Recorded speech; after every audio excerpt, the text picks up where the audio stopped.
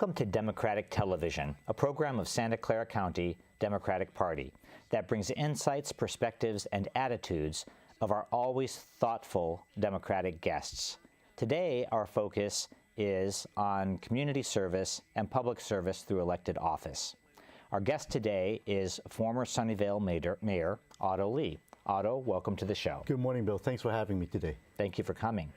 So where I'd like to start, Otto, is before we get into your service as a public official and an elected official, we'd like to know a little bit more about you. What happened in your life before you were the mayor of Sunnyvale? What influenced you and brought you to this place of public service? Great, Bill. I'm actually an immigrant. I was born in Hong Kong, and the age of 15 is what 1982, if you recall. That's when Margaret Thatcher went to China regarding negotiating the return of Hong Kong to mainland China, and that's when my family says, no, it's time to leave Hong Kong, afraid that it's going to turn to communist. So we left the Hong Kong at the time, afraid of communists, and first moved to the People's Republic of Berkeley. Wow. Which is an interesting place. That must have been a big change. It's a huge change from a Catholic boys' school that I was attending in Hong Kong to a Berkeley public school, which is very, of course, different experience I've gone through when I see kids not only not wearing uniform, but having, like, you know, purple lipsticks and black fingernail polish and all that, and it's 15 years old. That must have been both a culture change in coming from Hong Kong and in coming from Catholic boys' school. It sure was. Yes. It sure was. And then the other thing is my grandfather on my mother's side actually served in the U.S. Navy for almost 30 years. Wow. He was a retired chief petty officer, served through World War II. With the U.S. Navy, actually joined in Shanghai back in the 20s. Wow. I think, how did he come to be in the U.S. Navy, joining It was interesting because back in the days, you know, the Great White Fleet of the U.S. actually traveled around the world, even those days before the Second World War. And they need local folks to do the crappy jobs that nobody wants to do. Right. So in that sense, they were in China, and they're looking for local people to go on board the ship to do all the cleaning and cooking and things like that. Wow. And that's how my grandfather at the time joined, which I'm sure he didn't speak much English at the time. Right. Yes. Did that path eventually bring him to the Bay Area? Yes, he did. So he retired and was living in Berkeley while my aunt was going to school at UC Berkeley. And that's actually the reason why my family wants to be close to them. That's why we moved to Berkeley as well. I see. So as a 15-year-old, you'd have a strong memory of Hong Kong. Was it an urban life experience, like growing up in New York, or what was your life like? Very much so. Hong Kong is the kind of like the New York City of the Orient at the time. And so it was very cosmopolitan, and actually English was very much spoken in Hong Kong because being a British colony. So I learned, I watched Sesame Street as a wow. 3-year-old too, so English is not a foreign language to me in that sense. Right? I see. Very interesting. And when you moved that time, I remember that time in the history of Hong Kong, were you anxious about that? And 15, you're probably pretty aware of politics and community life. Sure. I mean, I basically started 10th grade when I first came to the U.S. And so I certainly have read about the politics, the political issues in Hong Kong. That's why I ended up in the U.S. And also one of the first things book I picked up when I came to this country was the Constitution of the United States. When I learned that, guess what? You could actually vote for your elected representative instead of being appointed by the Crown in England. I thought that was such a refreshing idea. Wow, that's interesting. When you came to Berkeley, what was your identity as an immigrant, or how did you feel about that? There are a lot of Asian Americans and more recent Asian immigrants who live in the Bay Area. Where did you find your place? The good thing about Berkeley is it's such a diverse city, and Berkeley High School is such a diverse school that they were actually very open and accepting. So I didn't really feel that I was so much foreign, other than the fact that I was, as they called FOB at the time, fresh off the boat, and you know, just like anybody else as an immigrant, there's certain apprehension. But I think I was able to assimilate quite well with the language not being such a huge barrier. And I've made friends pretty well from all ethnic backgrounds, and I even started running for office. I was a student council representative. I ran for student senate in my 12th grade at the time, and actually got elected to student senate. So that's pretty brave, Otto. You know, you'd only been in the country a few years. How did you find your place? How did you find yourself doing that? Well, I mean, I don't know if you recall, there was an old Wendy's ad. We saw "Where's the beef?" Remember that? Like Yes. about back then. At Berkeley High School, at one point, there was a problem that they didn't have any bathroom doors in the men's bathroom, and people first complained why there are no doors. And there was, I think, it's a bad rumor that basically said that, well, having doors might encourage homosexual behaviors in bathrooms. It was pretty crazy. But in any case, at the time, that was the rumor. So I used that as part of my platform and said, guys, administrators, put the doors back in the bathroom. We need our privacy. Right. And I think it generated a lot of people's interest, and I think that's how I got elected in the student senate at the time. Interesting. So do you think you found that as an issue to help you in your campaign because you wanted to be a leader, or is it more that you thought that was a problem and you might be able to do something about it by being a leader? I think it's the fact that you're able to communicate, and the fact that you can affect change by making these statements, and things do happen after you make those statements. So I thought that, wow, this is amazing, because in life we really want to do our little part to make life better for everybody. And in that case, I think I got the taste of it in high school, and I was really interested. I think that's why I eventually pursued public service here in Sunnyvale. I see. Where did life take you after Berkeley? Yeah, so I went to Cal Berkeley for undergrad. Actually, majored in chemical and nuclear engineering at the time, and I was actually also participating in the Navy ROTC and became a naval officer after I graduated. I see. And I thought it's something to do with the fact that my grandfather was in the U.S. Navy, and planted a little seed in my head all along that I want to be as handsome as him one day in his nice-looking dress blue uniform. Yes. And I served a couple of years on board a cruiser as a supply officer out of Norfolk, Virginia, on the USS Harry E. Yarnell, guided missile cruiser. And after that, I came back to the Bay Area, went to law school at Hastings. And after I graduated from there, actually, I spent a year in Leiden to get my LLM in public international law, and then continue my day job practice as an IP patent trademark lawyer. Down here in South Bay, started in Palo Alto and here in San Jose. What brought you to pursue the program in Leiden? There was an exchange program that was just starting at Hastings with the University of Leiden, where they were planning to exchange 5 students back and forth. I heard that idea, I said, sign me up. This is something I really would love to do. Which kid doesn't want to go to Europe for a semester? And so I started doing that, and I had a really wonderful time, not just enjoying myself there, but there's also a lot of learning of things that you don't learn in U.S. law school. What is the European Union? What's the EC, European Community, the Treaty of Rome, and how it evolves into the current European Union, which I thought was fascinating, and that gave me the opportunity to learn that, and also travel when you're in Europe. It's so small a place. You get a Europass, you get to go to so many countries in such short time.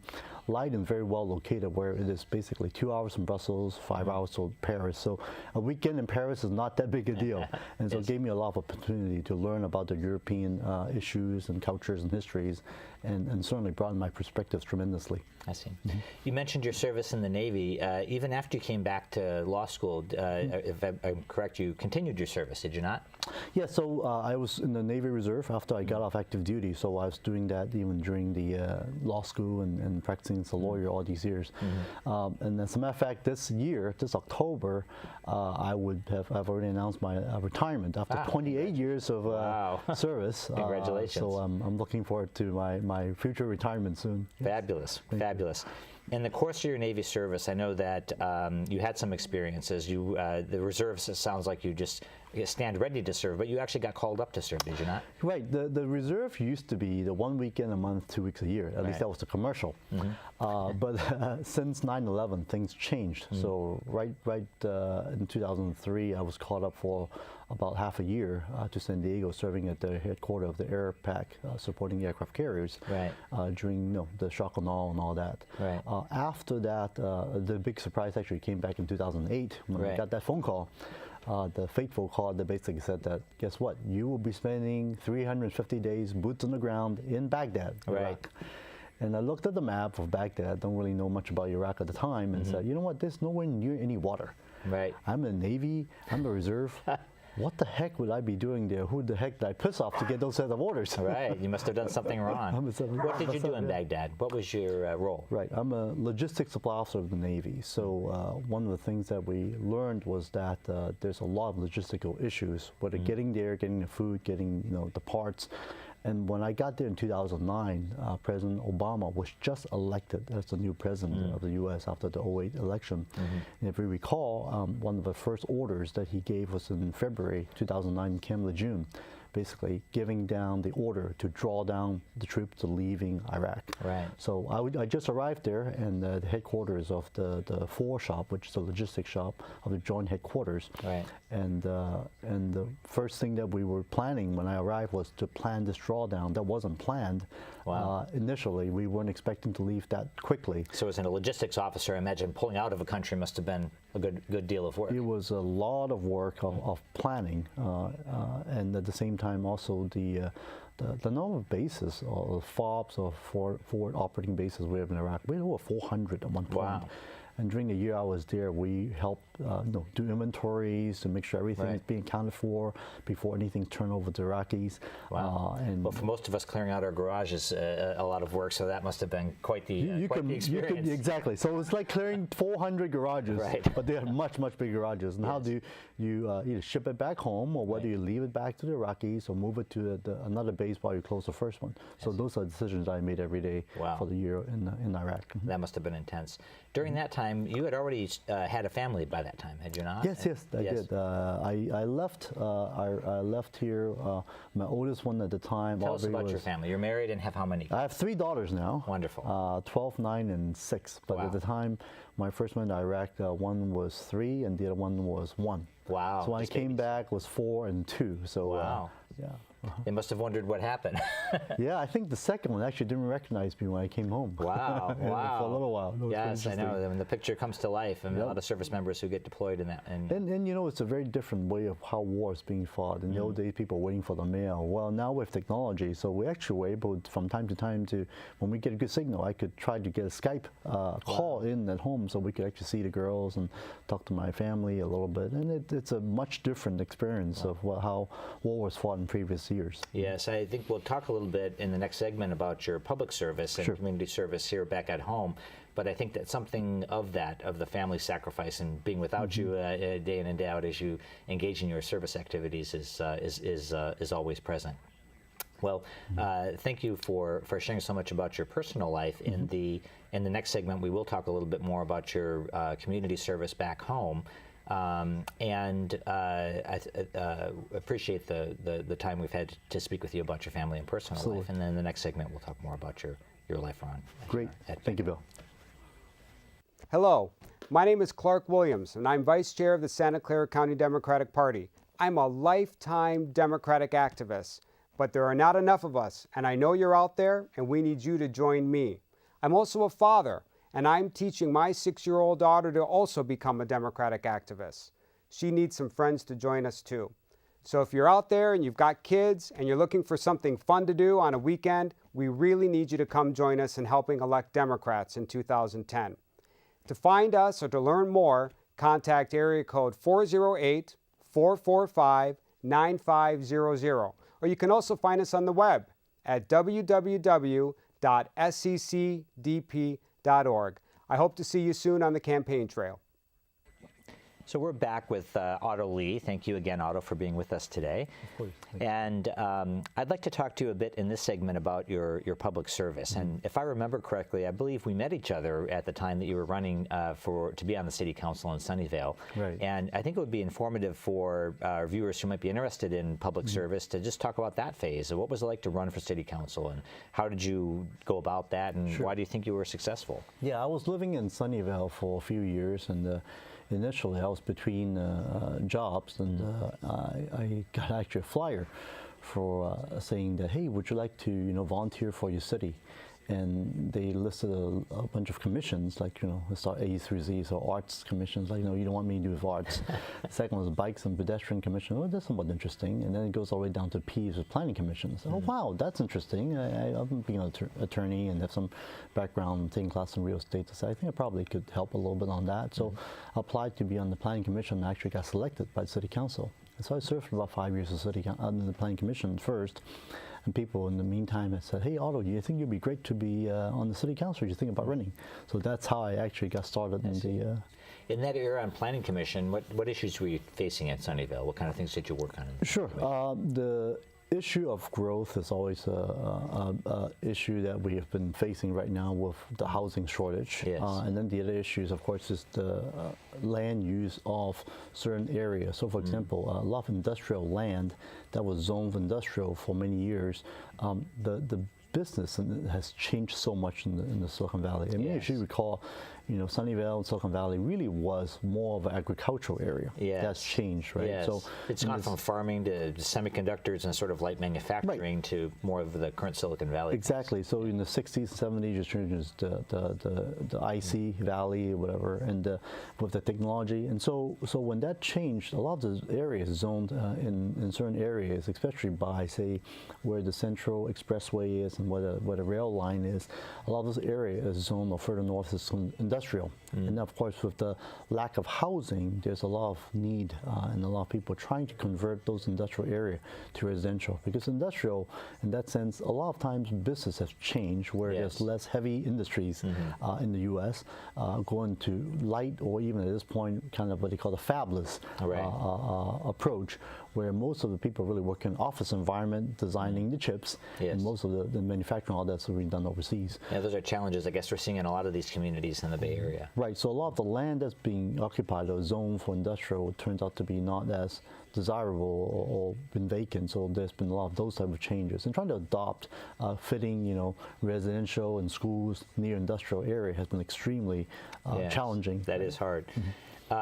Your city council campaign, how did you go about it? Where did you find allies? Where did you find volunteers? What was your campaign like? I was very fortunate, having served in the Planning Commission and having been able to meet a lot of the city leaders and community folks.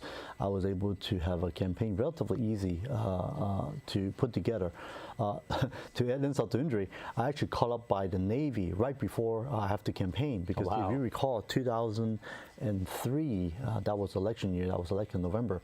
That was the year I also got caught up right before the shock and awe in the invasion of Iraq. So I was actually gone serving active duty for 5 months or so in San Diego while everybody was campaigning. I was actually still serving. How did you handle that circumstance, not being able to make personal appearances? Well, it is what it is, right? So people don't usually fault you for serving our country, but at the same time, not being there in person is not the same, even though I was fortunate to have a lot of supporters to help me kind of as a surrogate at the time. So when I came back after I got off active duty around June timeframe, I have a lot to catch up. Right, I imagine. It's good that you had such a reliable team back home to work on your campaign. Well, in City Council and in your service as mayor, what challenges did you face and how did you go about dealing with them? Sure. The issues of our growth, I call smart growth, right? You want to make sure that the growth is not in the residential neighborhoods. You don't want to build tall structures there, while at the same time nobody wants a new shadow. Exactly, onto the backyard and whatnot. But at the same time, is obviously we have a desperate need of more space for housing. Because with that little space, a lot of times we have to think of infill, which is you have to get rid of something that's being built there to build the housing is needed. So we try to densify areas which is near the public corridors, like near the train station, near the highways. Those are areas of opportunity where you can have a higher density of townhomes, apartments, so that with denser population, they might be slightly more affordable. Although these days I tell people, the price of housing was high. That was last year. Now it's just ridiculous. Right. Yeah, the numbers are mind-boggling. Right. As the mayor of a city like Sunnyvale, what do those duties entail? What do you do as the mayor as opposed to being another council member? Sure. In a way, the city works with the city manager. So a lot of times, city manager is more like the CEO of the city, while the city council serves more like a board of director that meets periodically, twice or 3 times a month. And the mayor, in many ways, is like the chairman of that board, whereby they will be the person that's holding gavel, running the meetings, making sure meetings run smoothly, and planning the agenda. But in addition to that, the mayor, even though it's technically a part-time position, like a council member, there's no such thing as a part-time mayor. I'm sure you could ask anybody. Given the fact that, if anything happens 2 in the morning, the press does not want to talk to the public information officer. They want to talk to the mayor. So you got to be on 24/7 when it's needed, right, in order to answer the question. Because I think people really want to see the face if something bad is happening. If the mayor is out there to give that reassuring control to show that things are under control, things are fine, I think it gives people a much better way to appreciate what the city is doing and feel safe of where they live. Did you take the opportunity of your term as mayor to have any initiatives or to show some leadership or to lead the council to do things that were kind of your priorities? Right. I tried, and one of the big issues I had at the time was really after watching the Al Gore documentaries of The Inconvenient Truth. At the time that the green issues is starting to become a very big issue. I still recall I had a discussion with one of our city staff, and they said, "Oh, Otto, this is just a fad." I said, I think it will be the fad for the next 1,000 years. Right, if we're lucky, right? Yeah, if we make good choices. Right, and then to me, that was a very big issue of young kids and the future. To me, I think is very much affected by how we treat our planet. Right. We don't treat our planet well with all the CO2 emissions, and I mean, global warming is just part of it. I mean, the climate change that we're suffering right now. I mean, for example, we have not had this type of drought for like 20 years, and then suddenly this year we're deluged with flooding. Yes. So having too much water is not good either. Yes, it's good that we get rid of our drought, kind of. Right. But at the same time, we are seeing that, you know, right now we're just talking about this. This is middle of March, and the East Coast had one of the worst snowstorm. Yes. In decades. Yes. So these are all the issues I think has a lot to do with the human actions and climate change. And as a mayor, I actually formed a green ribbon committee to study some of the most important things we can do in Sunnyvale. And what we did was we were able to come up with a bunch of proposals, some of which actually was adopted by the City Council and led forward. And then since the Green Ribbon Commission, one of the things is we actually established a sustainability commission for the City of Sunnyvale since, and I'm very glad It's that an ongoing commission dedicated to that work. Correct, yeah, now it's a Fabulous. charter commission and working on very much on the climate change and other issues related to, really, if you talk about conservativeness, the conservation of our environment, conservation of our resources, and money too. Right. That I think is actually very important. Teddy Roosevelt kind of conservative. We have a good thing, let's keep it. Right? Exactly. Yeah, it's interesting as Democrats how frustrating it is for us to have the national debate about climate change after, for a decade maybe at least, to be about convincing enough of leaders on the other side that the science of climate change is even real. So whereas in California, I think cities like Sunnyvale, and I'm glad to hear that you've been a leader in that, have been trying to do something about it, which is fabulous.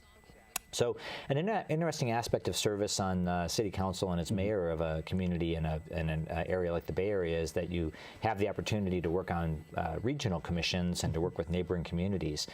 What experiences did your service lead you to in that regard?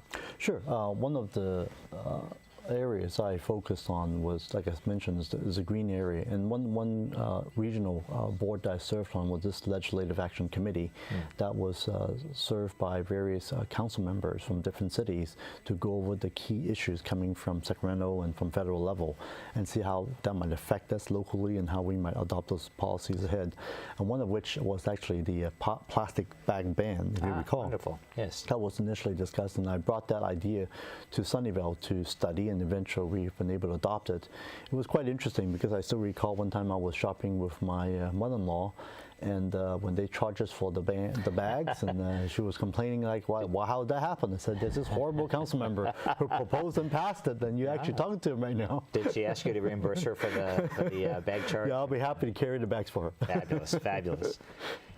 In the time after your service in Sunnyvale, I know you had a number of subsequent campaigns. I'm interested in hearing about your campaign for Congress. How did you come to do that, and what inspired you to do that, and how did you go about it? Sure. So in 2010, one thing I've learned that year was that there are a few congressional representatives in California that had the Republicans that had no opponents. In the Central Valley, there was Kevin McCarthy, and there's also Devin Nunes, and then there was a couple of other ones. And part of the reason I realized was that those are very conservative district that probably is not easy to turn over. But at the same time, whether or not, I really do believe that there has to be an opponent, and Democrats need to be rising up to plant the flag in the district that we're there, and we'll run the campaign regardless whether we win or lose. Right. So by 2012, when that time comes again, I found out that Devin Nunes would not have a opponent again. So at that time, I contacted the local leaders in the Fresno County. and voice my interest to make sure that if nobody would run, then I would do it, and that's how I got started doing that race. Did you expect that you'd end up doing it, or did you think that if you challenged them in that way, one of their local leaders would do it? Well, my goal was to have somebody credible to run, so that the Democrats have a stake, and then the debate is being taken place, and that people don't feel that they're not being represented. So when I took this challenge, it was a good 9-month project for me, in that sense that I have to move down there for a few months to Clovis, and learn all about the issues of the Central Valley, which, you know, it's 2.5-hour drive if you drive pretty fast. Right. So it's a long ways away, and the issue of water, which is something that we cared about in California, but for the Central Valley, that is really the #1 issue. It means something different to them. Absolutely. It's the lifeblood of the valley, because agriculture being such an important role of the valley, not like here, technology. It sounds like that would be a good opportunity to have learned about Californians beyond the Bay Area, and I'm sure that's that knowledge is serving you well in one of your current roles. And maybe you can tell us a little bit about your role as a Democratic National Committee member. How did you come to be on the DNC? Sure. I've always been an active Democrat. And I have to apologize. At one point when I first came to this country, being a new immigrant, a lot of us were very patriotic in the sense that I felt like I might gear too much to Republican. Yes. After high school at Berkeley High, it certainly gave me a new sense of what politics are. By the time I get to UC Berkeley, I certainly became a Democrat. Right. Good. So and since then, and so I've been the long-term Democrat, and I was very interested on local issues, but at the same time the national issues as well. And then I learned about what the DNC does. And one thing I also found is that there's very little representation in Northern California on the DNC, and I find that surprising. And the other thing is the Asian representation on the DNC is also very, very small. Fabulous. So those are a couple of reasons why I think it's time that I should give it a shot. I'm glad to have you on the DNC. I'm running for that. Yes. As a Asian American from Northern California representing us on the DNC, and I know that you'll do well in that role. Well, Otto, I want to thank you so much for being with us today, and thank you for your leadership locally. Thank you for running in the Central Valley and carrying the flag for Democrats there, and thank you for your continuing service to us through the DNC. And I'll look forward to working with you in the Bay Area in Democratic politics. Thank you, Bill. You can count on it. Yes. Fabulous. Thank you. Thank you for watching DTV, and give us a call at 408-445-9500 or visit our website at www.sccdp.org. Help us to make a difference. We'll see you on the campaign trail.